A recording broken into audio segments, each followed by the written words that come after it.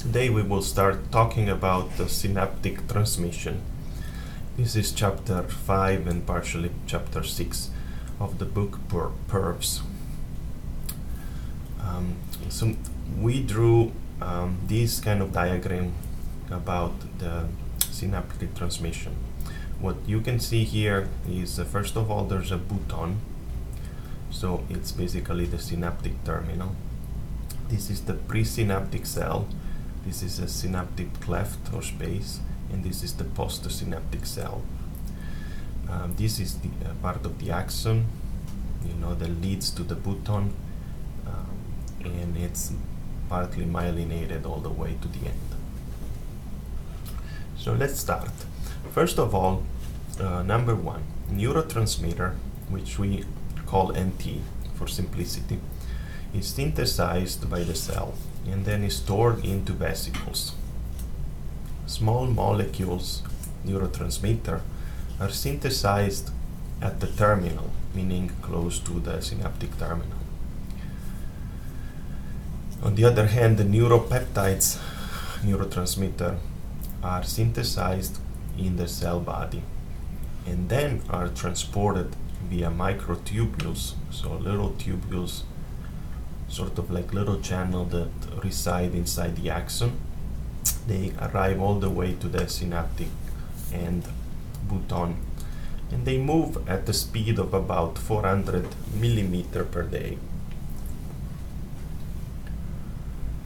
Second, what happens is when you want to create some synaptic transmission is that an action potential arrives at the terminal, so arrives at this terminal here. Okay, so a pulse, depolarization pulse arrive all the way here.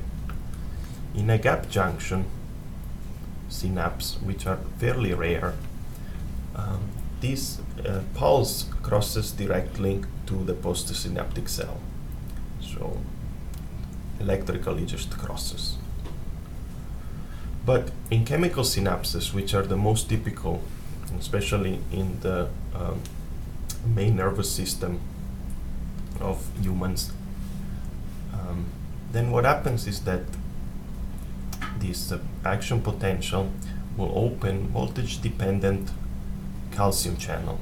So this calcium channel, which have two ions, so there's like 2 plus, open up. At this point, number 4, calcium will flow into the cell. Okay, in the presynaptic cell. Calcium then causes the neurotransmitter vesicles, which is those little balls, to fuse with the membrane. So calcium and pieces of membrane, like small balls of membrane, fuse together, and so they protect sort of this neurotransmitter.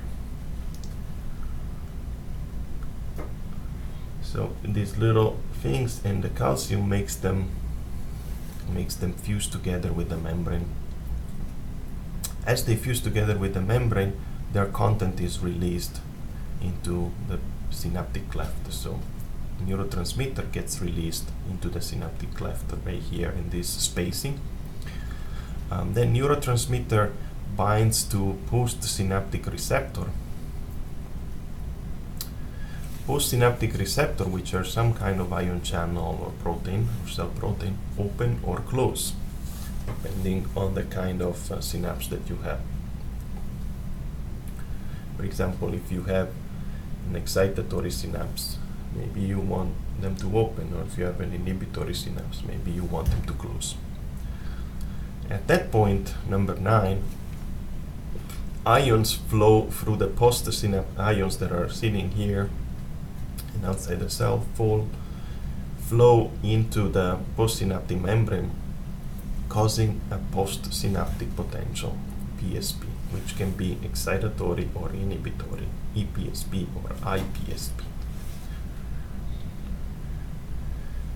At that point, the vesicular membrane that was fused together with the rest of the membrane is recycled, so it gets basically a small portion of the membrane that was added here, gets taken from another side to form another vesicular membrane that will then hold the neurotransmitters. A few facts about synaptic transmission is that up to 130 vesicles can be released per button over a 10-minute period when we stimulate the cell once every 5 seconds. And all the process that we've seen, so from 1 to 10, basically takes approximately 1 minute. Another interesting fact is that tetanus, which you get from, for example, from iron, can block the release of inhibitory neurotransmitter in the spinal cord, leading to tetanic rigidity. So you get kind of frozen. Botulism, which derives from some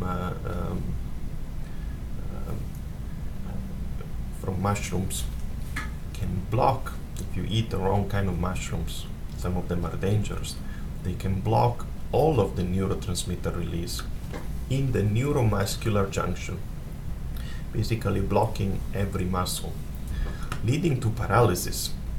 And if they block the diaphragm, it means that you won't be able to breathe anymore, and so potentially death. So be careful what mushrooms you're eating. Also be careful about tetanus, iron, and rust. Finally, what I wanted to tell you in this portion of the lecture is that there are two families of post-synaptic receptors. So the first one is like this, is ionotropic. So the neurotransmitter binds directly to a closed ion channel and it opens it so that ion can flow. The second kind is called the metabotropic. What happens is that the neurotransmitter binds to a receptor protein. There's receptor protein produces a G protein, releases this G protein to a secondary protein in the membrane, and this membrane sends intracellular messengers. So it's a more complicated process, but it can activate multiple ion channels. So this is the G protein coupled ion channel. It's slow because it has to activate this process and then the second process and the second process. These proteins have to move from one region to another, so it's a little bit slower, but it has gain, meaning it can activate multiple ion channel as opposed to one neurotransmitter molecule can activate multiple ion channels as opposed to this case.